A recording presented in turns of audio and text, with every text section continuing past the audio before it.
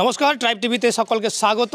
আর সঙ্গে রয়েছে আমি লদম। আর এই মুহূর্তে আমরা চায়ের আড্ডায় এই মুহূর্তে পৌঁছে গেছি করণদিঘি বিধানসভার অন্তর্গত গোবিন্দনগর আলতাপুর 1 নম্বর গ্রাম পঞ্চায়েত। এখানের গোবিন্দপুর হাট। এই গোবিন্দপুর হাটে আমরা পৌঁছে গেছি। এখানে সাধারণ মানুষ রয়েছেন, ওনার সাথে কথা বলবো। এখানের উন্নয়ন কিভাবে হয়েছে, কি হয়নি, তাদের কি সমস্যা, সব কিছুই আমরা তুলে ধরবো। তো আসুন কথা বলা যাক। দাদা, আপনাদের এলাকা কেমন রয়েছে? আপনাদের এলাকায় কেমন সুযোগ সুবিধা রয়েছে? উন্নয়ন কেমন পৌঁছেছে? আমাদের এলাকায় উন্নয়ন সেরকম হয়নি। কি সমস্ত আপনারা চাইছেন যা হয়নি? যেমন রোডগুলো হচ্ছে আমাদের এই গোবিন্দপুর থেকে ইয়ে থেকে রাঘবপুর মোড় থেকে এদিকে টুঙ্গিদিঘি পর্যন্ত একটা গৌতম পাল বলেছিল যে পিচ রোড হবে, কিন্তু এখন পর্যন্ত হয়নি। ঢালাই অর্ধেকটা হয়েছে, অর্ধেকটা হয়নি। কিছু সংখ্যক দালালেরা আটকে দিয়েছে, তাও ঢালাইটা ভালো মতো হয়নি। আর রাস্তা বাদে সামনে এই যে কিছুদিন আগে জলের পাইপ লাইন হচ্ছিল, এগুলো হতে দিচ্ছে না। আবার কিছু সংখ্যক দালালেরা এগুলো আবার আটকে দিয়েছে। অর্ধেকটা হয়েছে, অর্ধেকটা হয়নি, হতে দেয়নি। মানে দালালের খপ্পরে দালাল এখানে বেশি। বন্ধ, জলের পাইপ লাইন বন্ধ করে দিয়েছে। অর্ধেকটা হয়েছে, অর্ধেকটা হয়নি। তো এই যে দালালের ফলে আপনাদেরকে তো দৈনন্দিন জীবনে অনেক কিছু সমস্যার সম্মুখীন হতে হয়। তো এগুলো নিয়ে আপনারা কি ভাবছেন? আমাদের রাস্তাঘাটের দুর্যোগ তো দেখতে পাচ্ছেন। আমাদের মেহেন্দাবাড়ি টু বিহিনগর একদম রাস্তার বেহাল অবস্থা। রাস্তা কিছুই বোঝা যাচ্ছে না, একদম এত খারাপ রাস্তা, চলাচলই করা যাচ্ছে না। আপনার এলাকার উন্নয়ন নিয়ে কি বলবেন? আমাদের এলাকায় উন্নত নেই, কোনো উন্নত নেই। কতদিন ধরে নেই? এই গোটা বস্তায় চলে এরকম। মানে আগে ছিল? আগে ছিল, মানে টুকটাক ছিল, এখন আগছ না, এখন আরও বেশি নেই। আর তো আপনারা কি চাইছেন এখানে কি কি সমস্ত হোক? এটা সবই হতে হবে। যেমন বলুন। পাইপ লাইনটা বললো, পাইপ লাইনটা ওটা ওর তো নাই। আর রাস্তাঘাটও খারাপ। আর রাস্তাঘাট মানুষের বাড়িও খারাপ, সব খারাপ। মানুষজন খারাপ খুব। আবাস যোজনার বাড়ি আসেন? হ্যাঁ, আবাস যোজনার বাড়ি আপনাদের এখানে পেয়েছে মানুষজন? এই 2-1 পেয়েছে বোধ হয়। আপনি পেয়েছেন? না। আপনার নাম থাকেনি? না। আপনি কি সমস্ত সুযোগ সুবিধা পান? আমি কিছু পাইনি। আপনি ফ্রিতে রেশন পান? না। রেশনও পান না? ও পাচ্ছে না, কিন্তু আমি অনেকেই পাচ্ছে। রেশন পাচ্ছি না। আপনি পাচ্ছেন না? এদিকে দেখ একটু। আবাস যোজনার বাড়ি এসেছিল গত পঞ্চায়েতের আগে, পঞ্চায়েত ভোটের আগে আবাস যোজনার বাড়ি এসেছিল 120 না কতটা এসেছিল। কিন্তু এর মধ্যে আশাদেরকে করতে দিয়েছিল, সার্ভে করতে দিয়েছিল। আশারা সার্ভে করে কিছু সার্ভে করে দিয়েছিল, কিন্তু পঞ্চায়েতে জমা হওয়ার আগেই ঝামেলা লেগে গেল। মানে কী জন্য ঝামেলা লাগলো, যে যারা পাওয়ার উপযুক্ত তাদের নাম নাই লিস্টে। যারা উপযুক্ত নাই, যাদের দোতলা বাড়ি, তেতলা বাড়ি, যাদের সব গাড়ি আছে, বাড়ি আছে, তাদেরই নাম ছিল, কিন্তু গরিব দুঃখীর নাম ছিল না। এর জন্য পঞ্চায়েতে ঝামেলা লেগে গেল। ঝামেলার জন্য ওই লিস্ট বাতিল হয়ে গেছে। এখন পর্যন্ত কোনো খবর নেই। মানে যাদের দোতলা বাড়ি, যাদের পাকা বাড়ি, তাদেরই তাদেরই নাম ছিল। এই নিয়ে পঞ্চায়েতে অনেক ঝামেলা হয়ে গেছিলো এই ইলেকশনের আগে। তারপরে আর কিছু হয়নি, এখন পর্যন্ত কোনো সুরাহা হয়নি। আপনাদের এলাকায় তাহলে কিভাবে জীবিকা নির্বাহ করেন? এখন এগুলো সব কিছু যাই হোক, বাইরে খেটে টেটে কোনো রকমভাবে সংসার চালাই, কিন্তু এখানে উন্নয়ন সেরকম হয়নি। আগে তো 100 দিনের কাজ হতো, আপনারা পেতেন? 100 দিনের কাজ মোটেই হয় না এখানে, কোনোদিনও হয়নি। না, এর আগে হচ্ছিল, অনেক দিন আগে শুনেছিলাম, কিন্তু এগুলোই মেম্বার প্রধানেরাই খেয়ে নেয়। কিছু গরিব দুঃখী কিছু পায় না। এখন তো 100 দিনের কাজের টাকা বন্ধ করে দিয়েছে। হ্যাঁ, বন্ধ করে দিয়েছে, কিন্তু এখন তো হচ্ছে না।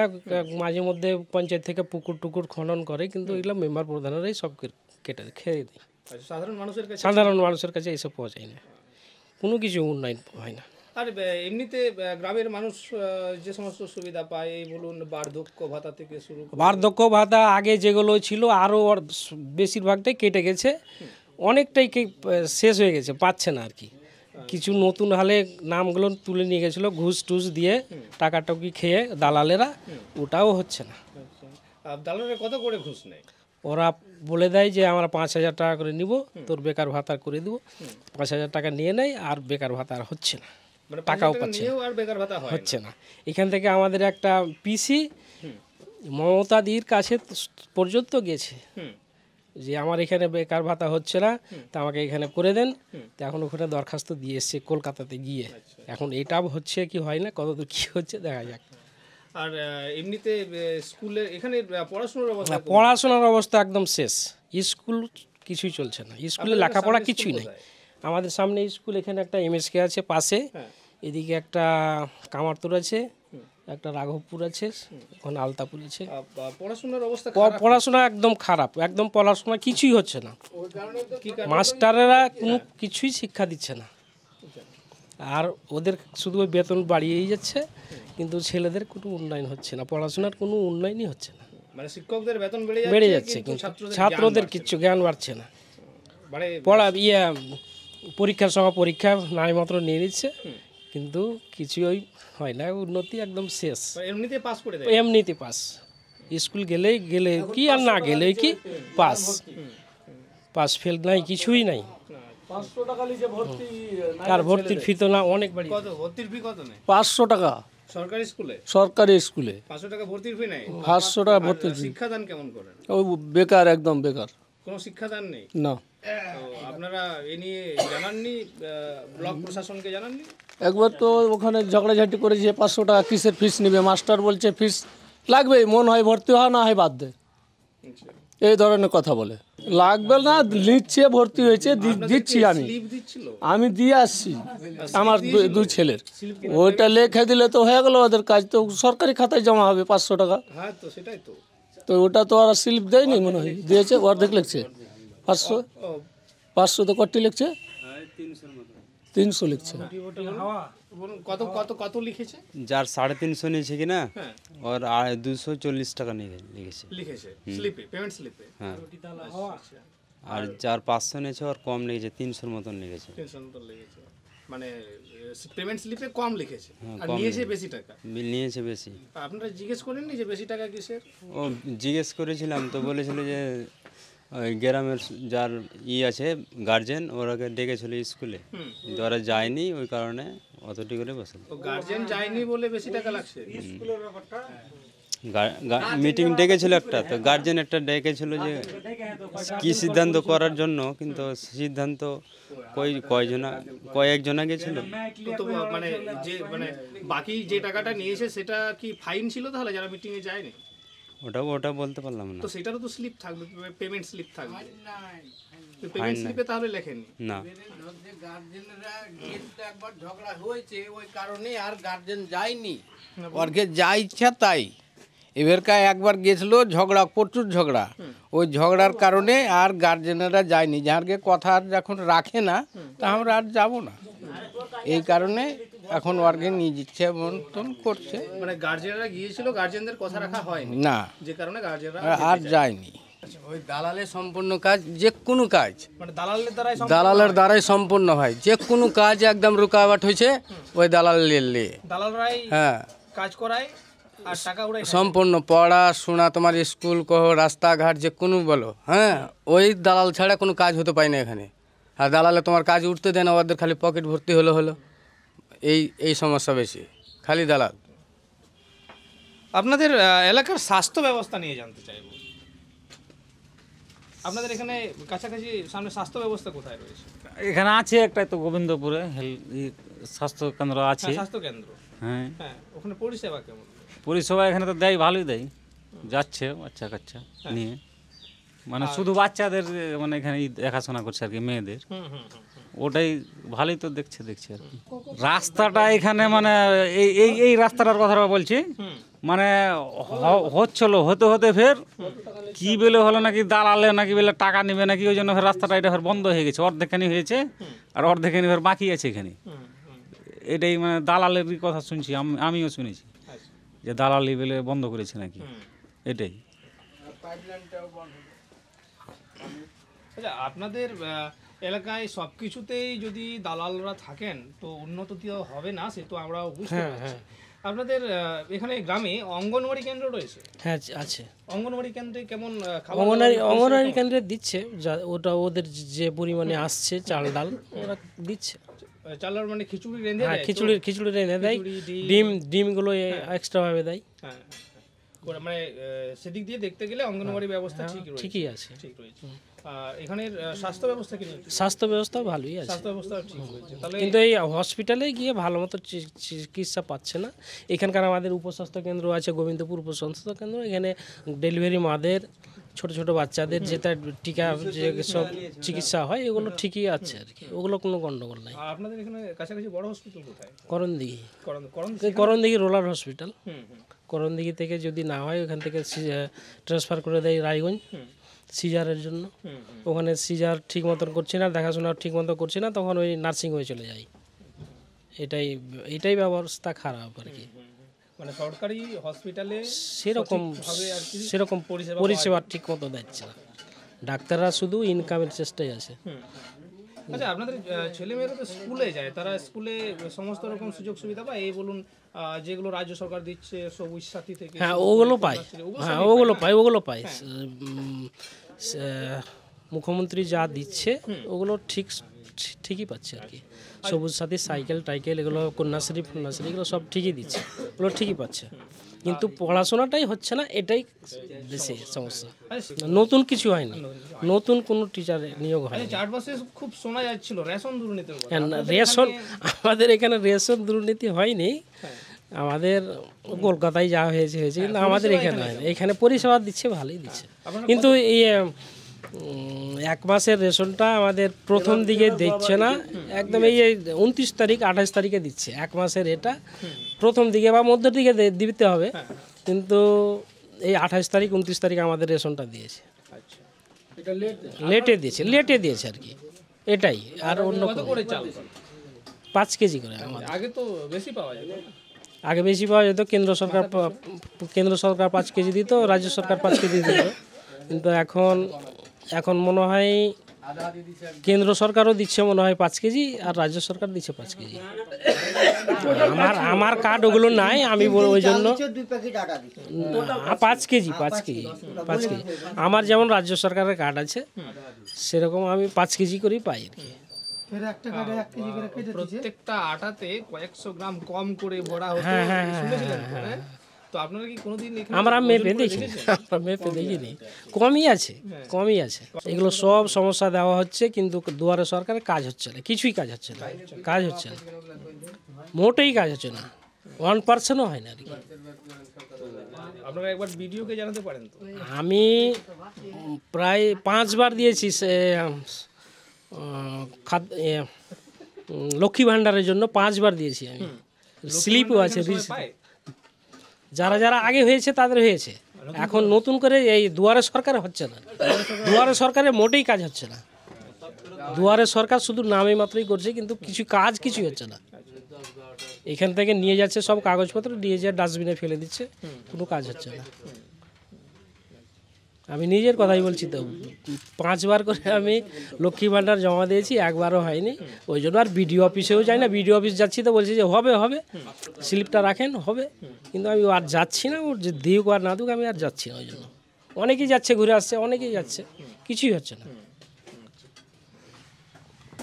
আচ্ছা, এই যে এত সমস্যা রয়েছে, এত সমস্ত আপনি বলছেন, এরপরে সামনেই রয়েছে লোকসভা নির্বাচন, কি বলবেন? লোকসভা নির্বাচনে তো আমাদের এদিকে মোদিকে চাই না, মোদির কাজকর্ম ঠিক নয়, ওই জন্য আমাদের এদিকে মোদিকে বেশি চাই না আর কি। আচ্ছা, তাহলে আপনি কি মনে করেন কাজকর্ম কার ঠিক আছে? কাজকর্ম তো ঠিক কাউরি নাই, রাজনীতির দিকটা কাউরি ঠিক নাই আর কি, মানে টিএমসিরও ঠিক নাই, বিজেপিরও ঠিক নাই, কিন্তু মমতা দিদি ঠিক মতো কাজ চালিয়ে যাচ্ছে, কিন্তু ওদের যে সব আশেপাশের লোকজন পান্ডা টান্ডা এইগুলোই মানে খারাপ আর কি, ওই জন্য কাজটা ঠিক হচ্ছে না আর কি। আচ্ছা, আপনি বলছেন তাহলে কাজ কোনো দিকে ঠিক হচ্ছে না, তাহলে আমাদের রাজ্যের অবস্থা আর দেশের অবস্থা খুবই শোচনীয়, খুব রাজ্যের অবস্থা খুব শোচনীয়। হ্যাঁ, তাহলে তো সমস্যায় পড়ে আছে সব। সেটাই তো, সামনে আবার সিএ হচ্ছে, বলে দিল যে সিএ হবে, ইলেকশনের আগে বলে হবে সিএ, কিন্তু সিএ হলে এখন তো অনেকদিন থেকেই হচ্ছে, কিন্তু এখন এই আজকের নিউজে দেখালো সিএ ইলেকশনের আগেই হবে, চালু হয়ে গেল, এই কথা বলছে। আচ্ছা, সিটিজেনশিপ অ্যামেন্ডমেন্ট অ্যাক্ট, হ্যাঁ। সিএএ, আপনারা এটাকে সমর্থন করেন কি করেন না? না, আমরা সমর্থন করি না। কেন্দ্র সরকার তো বলছে যে আপনি এই দেশের নাগরিক, তার তথ্য প্রমাণ থাকবে, সেই জন্য সিএএ করেন। আপনারা বিরোধিতা কেন করছেন? বিরোধিতা আমার অনেকে হয়তো কাগজপত্র ঠিক নাই, অনেকে হয়তো অনেক দিন থেকে বসবাস করে, নাগরিকত্ব আছে, কিন্তু আবার যদি বাদ হয়ে যায়, এই জন্য আমাদের একটু ভয় ভয় লাগছে। হ্যাঁ হ্যাঁ হ্যাঁ। বাদ হয়ে গেলে কি হতে পারে আপনারা মনে করছেন? বাদ হয়ে গেলে যেমন আসামে হয়েছে সেরকম যদি শুরু হয়ে যায় তাহলে তো অসুবিধাই হয়ে যাবে। হ্যাঁ, এইটাই আর কি কথা। আচ্ছা, সিএ না হয় ভালো। হ্যাঁ হ্যাঁ, গতকাল নতুন একটা কেন্দ্র সরকারের রুল যেটা সামনে এসেছে, hit and run case. Hit and run case আপনি হয়তো দেখেছেন, মানে কাউকে যদি আপনি গাড়ির ধাক্কায় মেরে ফেলেন, সেক্ষেত্রে যাবজ্জীবন কারাদণ্ড বা 5 লক্ষ না কয় লক্ষ টাকা জরিমানা হতে পারে। তো এই নিয়ে কিন্তু ড্রাইভার গুলো কিন্তু এটা ঠিক করেনি তো, এটা ঠিক করেনি। এটা গাড়ি চলতে গেলে, রাস্তায় চলতে গেলে অনেক কিছু হতে পারে, এটা নিয়ে এই আইনটা করা ঠিক হয়নি।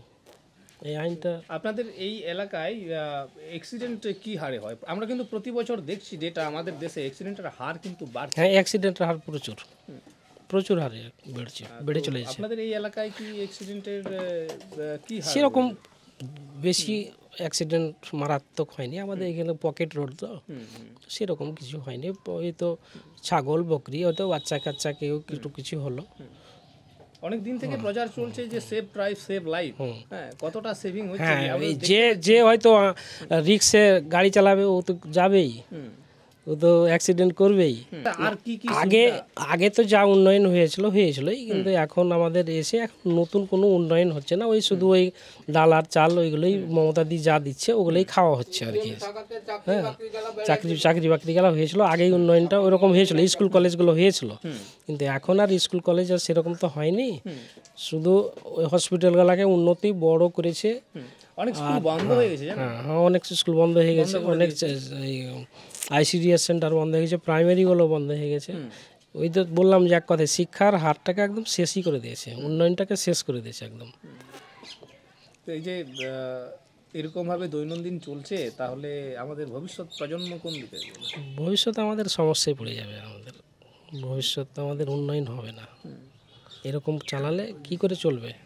দেশের লোকজন কি করে চলবে? সবসময় তো বাধা।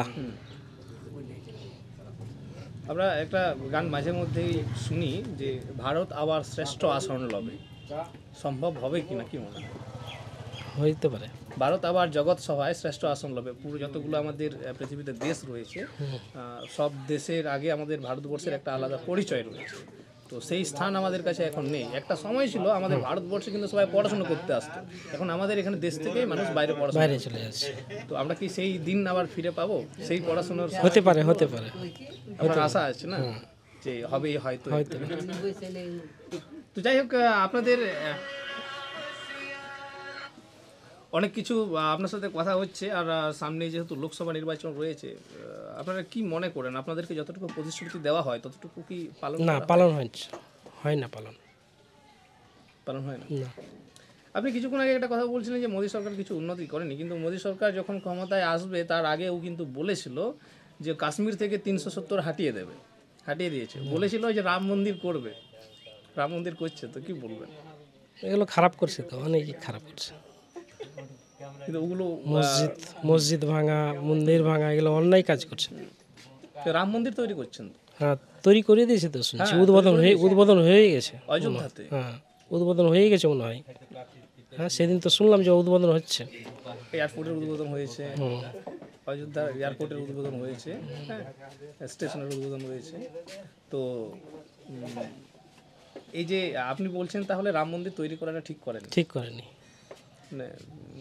কি করে মনে হয় যে কেন ঠিক করেনি আপনার মনে হয়? এটা হাইকোর্টকে ও যেটা অর্ডার করতে বলেছে সেটাই হাইকোর্ট অর্ডার দিয়েছে, ওর কথা মতো আর হাইকোর্ট জজ দিয়েছে আর কি, রায় দিয়েছে, ওই জন্য ঠিক হয়নি আর কি। কয়েক বছর যাবৎ আমাদের দেশে খুব বেশি শোনা যায় ধর্মকেন্দ্রিক রাজনীতি। আপনার কি মনে হয় ধর্মকেন্দ্রিক রাজনীতি হচ্ছে? হচ্ছে, অনেক জায়গায় হচ্ছে, আমাদের পশ্চিমবঙ্গে হয় কি, হয়। মানে কিভাবে হয় একটু যদি বললেন। এর আগে সিপিএমেরা করতো আর কি বেশি, এখন আবার টিএমসিরাও করছে কিছু কিছু জায়গায় আর কি। সিপিএমরা তো নাকি বলে যে ওরা কোনো ধর্ম সমর্থনের নয়। না, সিপিএমের আগে হতো, এখন টিএমসির আমলেও হচ্ছে। হ্যাঁ। ধর্ম নিয়েই আলোচনা ওদের বেশি, আর ধর্ম নিয়ে আর রাজনৈতিক নিয়ে, এইটা নিয়েই তো বেশি ওদের সমস্যা। তাহলে এরকম করে চলতে থাকলে কোথায় গিয়ে পৌঁছবো আমরা? আমাদের তো সমস্যাই থাকবে, সাধারণ গরিব লোকেরাই তো অসুবিধায় পড়বে, নেতাদের তো কিছু হবে না, সাধারণ গরিব পাবলিক এদেরই অসুবিধা হবে। কি বলবেন আমাদের আপনার এলাকা থেকে শুরু করে আমাদের রাজ্য, আমাদের দেশকে নিয়ে কি বলবেন, উন্নয়ন নিয়ে কি বলবেন? বলার রকম তো কিছু নাই, কিন্তু এখন যে পরিস্থিতি আমরা দেখছি কি যে এই যে রাস্তাঘাট নিয়ে এগুলা নিয়ে, যখন এই যে মিলটোলা মোড় থেকে যে টুঙ্গি দিকে রাস্তাটা যে আছে, এখন হয়তো যাতায়াত করা যাচ্ছে, যখন বর্ষাকাল হয়েছে কি না, তখন হেঁটেও যাওয়া যায় না। হ্যাঁ, এর আগে শুনুক যে রাস্তাটা হবে, এখান থেকে হয়ে গেল, এদিক বাদ থাকলো। কী কারণে বাদ থাকলো? তাও কে দালাল কে কী, ওগুলো তো আমরা গুরুত্ব দিই না, আর যাই না, আমরা সাধারণত খেটে খাওয়া লোক। কে কী করছে ওটা আমাকে জানার নেই। কিন্তু যখন ইলেকশনের সময় আসে, তখন কিছু ভোটটা আমাকে দিস, রাস্তাঘাট করে দিব, বাড়ি ঘর করে দিব, কোনো অভিযোগ যদি থাকে তো বলবেন। হ্যাঁ, আর যখন ভোটটা যখন শেষ হয়ে গেল, তখন আমাকে আর চিনতেই পারে না, তোমার বাড়ি কোথায়, তুমি কে, হ্যাঁ, তখন আর চিনতে পারলেন না। আপনি কি করেন তাহলে? খেটে খাওয়া মানুষ বলছেন, কি কাজ করেন? খেটে খাওয়া মানুষ মানে এরকম দিন খাটি দিন খাই। আচ্ছা, চাষবাস করেন? না, চাষবাস জমি জায়গা তো নাই, মানে নিজে খেটেই আর কি সংসারটা ম্যানেজ করি। আপনারা সরকার থেকে কি আশা রাখেন যে আপনাদের যাতে কাজ দৈনন্দিন পান, যাতে আপনাদের রুজি রোজগার চলে, কি চান আপনারা? সরকার থেকে কি আশা চাই? আশা হচ্ছে কি যে ক্ষুদ্র ব্যবসার জন্য ঋণ তো সরকার থেকে দেওয়া হয়, আপনারা কি সেই সুবিধা পান? না, ওই ঋণ আমরা পাই না, আর আমরা অতটা গুরুত্ব দিই না। কি যে গরিব মানুষ হয়তো 1 লাখ কি 2 লাখ টাকা লোন নিল আর কিছু নেবো, যদি বাই চান্স না দিতে পারি তো একটা নিজেকে খারাপ দেখাবে। যাকে এরকম 200 টাকা দিন খাচ্ছি কোন রকম সংসারটা চলে। হ্যাঁ, এই যে ঘর দোরগালা হচ্ছে, যখন মেম্বারেরা আসছে, তোমার এটা কাঁচা বাড়ি আছে, প্লাস্টিকের ঘর বানা আছে, তোমাকে এবার পাস করে দিলে তোমাকে একটা ঘর দেবো, নানা রকম কথা বলে। যখন পাস হয়ে গেল আর কিছু নাই। খুব জোর যদি দিতে চায় তাহলে কোনো দরকার পড়ে গেলে সহিটা দিবে, তাছাড়া আর নেই কিছু। আপনাদের মেম্বার আপনাদের সাথে কেমন ব্যবহার করে? মেম্বারকে এই যে যদি আপনারা কোনো কিছু সুযোগ সুবিধা চান? কিছুদিন আগে আমার নিজের কথা বলছি, আমার ধরো 2টা ঘরের মধ্যে একটা ঘর সম্পূর্ণটাই পড়ে গেছিলো, পিলার দেওয়া ছিল। মেম্বারেরা গেল, দেখালাম কে এই ব্যাপার, আর সরকারি কিছু না পেলে একটা পলিথিন গেলা দেন, খুব অসুবিধা। কে ঠিক আছে দিব কহে এখন পর্যন্ত পাইনি আমরা। কতদিন আপনাকে বলেছে তাও দেবো? এটা ধরে নাও 2 বছর হলো। 2 বছর ধরে আপনাকে দিচ্ছে, এখনো পাননি? ঘর তো ফেলা দূরে থাকে, এখন পলিথিনও পাইনি। এখন তো আবাস যোজনাও বন্ধ করে দিয়েছে কেন্দ্র সরকার দেওয়া, আবাস যোজনার টাকাও তো আর পাঠায় না এখন। সেও নাকি দুর্নীতি হয়েছে, সে পাঠানি, বন্ধ করে দিয়েছে, সেটা সরকারের ব্যাপার। এখন যদি বন্ধ করে দেয় তো আর কেউ পাবে না, তো আমরাও পাবো না, আর অন্য লোক পাবে তো আমরাও তো পাবো। আমরাও তো একটা গরিব লোক, খেটা খাওয়া লোক। হ্যাঁ, যাদের হয়তো জমি জায়গা আছে, ব্যবসা বাণিজ্য আছে, 5 জনের হয়তো কথা বলতে পারছে মেম্বার প্রধানের সাথে, তার কি ফের দেখো ঘরের নাম আসছে, ওরাই পাচ্ছে, কিন্তু সাধারণত গরিব পাই না। অর্থাৎ আমরা এখানে সাধারণ মানুষের কথা শুনলাম এখানের অভাব, শুনলাম এখানের অভিযোগ। দালালের খপ্পরে পড়ে রয়েছে রাস্তা, যার বেহাল দশা। এখানের শিক্ষা ব্যবস্থা, সেখানেও নাকি দালালের চক্কর, যেখানে নাকি টাকা দিতে হয় কিন্তু রসিদ পাওয়া যায় না। সত্যি এমনই এক অভিযোগ উঠে এসেছে এখানকার মানুষের কাছ থেকে। সুযোগ সুবিধা অনেক কিছুই পাওয়া যায় না, আবার যেগুলো আসে সেগুলো আবার সব সময় সবাই পায় না। এমনই এক জায়গায়, এমনই এক অবস্থায় জীবনযাপন এখানকার গোবিন্দপুর এখানের মানুষজনের। অর্থাৎ বুঝতেই পাচ্ছেন কী হারে কী হালে তারা রয়েছেন, তারা কিভাবে জীবনযাপন করছেন। চায়ের আড্ডায় আজকের যে বিশেষ কথা উঠে এসেছে, এখানে দালালের খপ্পরে পড়ে, দালালের চক্করে পড়ে বেহাল হয়ে রয়েছে দৈনন্দিন চলার রাস্তা। জীবনের ঝুঁকি নিয়েই চলাচল করতে হয়। বর্ষাকাল এলে প্রায় 1 হাঁটু কাদা। বর্ষাকাল এলে দৈনন্দিন দুর্ঘটনার সম্মুখীন হতে হয় এখানের সাধারণ মানুষকে। অর্থাৎ বুঝতেই পারছেন কীভাবে জীবনযাপন করছেন এখানের সাধারণ মানুষ। আর আজকের চায়ের আড্ডা এখানেই শেষ করছি। নমস্কার।